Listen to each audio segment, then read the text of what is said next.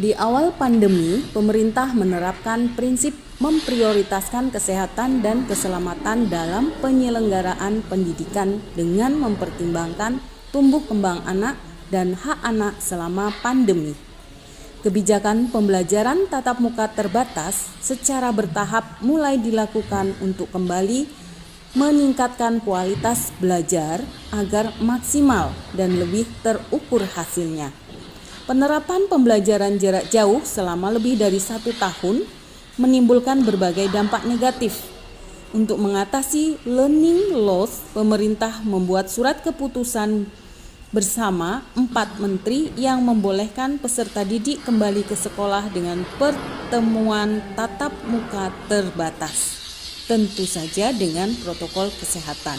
Inilah situasi sekolah saya saat tatap muka terbatas. Assalamualaikum warahmatullahi wabarakatuh. Perkenalkan, nama saya Rini Sugiyarti, SPD, mengajar mata pelajaran kimia di SMK Negeri 1 Natar, Lampung Selatan.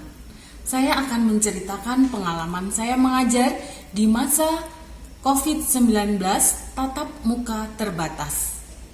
Selama ini siswa SMK menganggap pelajaran kimia adalah pelajaran yang sulit. Pelajaran kimia adalah pelajaran yang abstrak, yang susah dimengerti, apalagi saat pandemi COVID-19 tatap muka terbatas. Siswa semakin malas untuk belajar kimia. Setelah saya amati, ternyata siswa SMK itu tidak menyukai teori.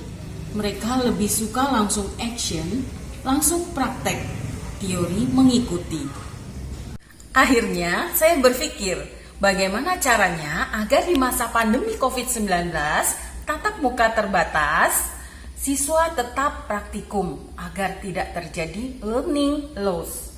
Muncullah ide untuk menggantikan bahan kimia laboratorium dengan bahan kimia rumahan, agar siswa bisa tetap praktikum di rumah masing-masing dan belajar kimia semakin menyenangkan.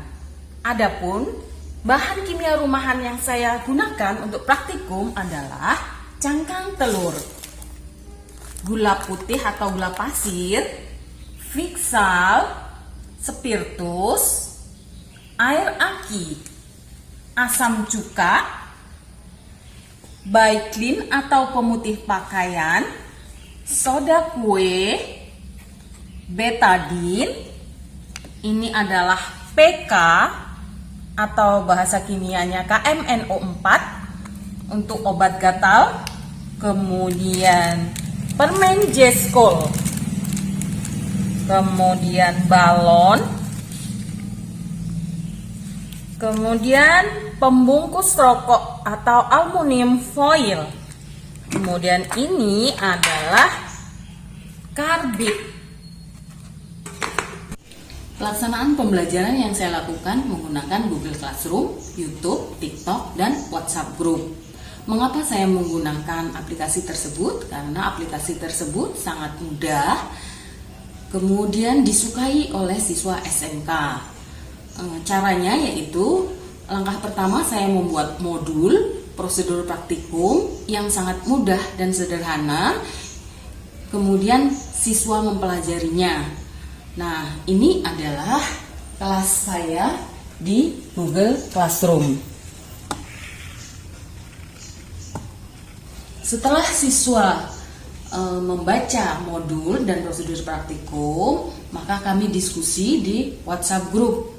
Kemudian apabila ada pertanyaan, siswa yang sudah mengerti diperbolehkan menjawab, jadi tidak harus gurunya yang menjawab.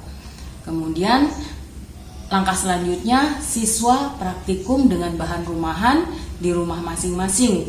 Kemudian dia memvideokan dan videonya itu diedit, kemudian diupload ke YouTube atau TikTok. Link YouTube-nya dikumpulkan melalui Google Form. Tugas ini saya nilai sebagai tugas proyek. Nah, selain tugas proyek, saya juga menilai pengetahuan, yaitu menggunakan soal pilihan ganda dan soal esai. Berikut ini adalah salah satu contoh YouTube siswa yang sedang melakukan praktikum di rumah dengan bahan rumahan.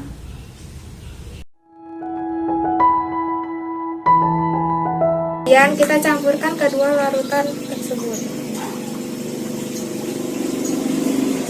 Amati perubahan warna yang terjadi. Setelah 10 menit terjadi perubahan warna dari bening menjadi hijau taska dan kembali lagi menjadi warna bening.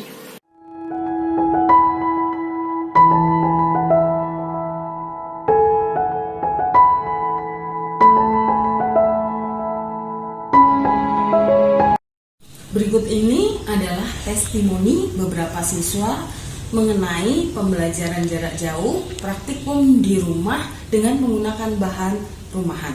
Selama pandemi, saya belajar kimia di rumah menggunakan bahan kimia rumahan yang diupload melalui YouTube dan TikTok, dan saya senang sekali. Setelah saya mengikuti pelajaran kimia dan praktikum kimia di rumah menggunakan bahan rumahan, saya semakin tertarik untuk mengikuti pendidikan yang lebih spesifik tentang kimia. Misalnya, kuliah di teknik kimia. Setelah mendengar testimoni dari siswa, maka pembelajaran kimia menggunakan bahan rumahan dapat dikembangkan untuk materi-materi kimia yang lainnya, sehingga pelajaran kimia disukai dan sangat menyenangkan bagi siswa-siswa SMK. Tindak lanjut yang saya lakukan adalah melaksanakan pelatihan bagi guru-guru kimia SMK di Provinsi Lampung yang berkolaborasi dengan dosen Prodi Pendidikan Kimia FKIP Unila. Demikian praktek baik yang saya lakukan, semoga menginspirasi. Saya akhiri, wassalamualaikum warahmatullahi wabarakatuh.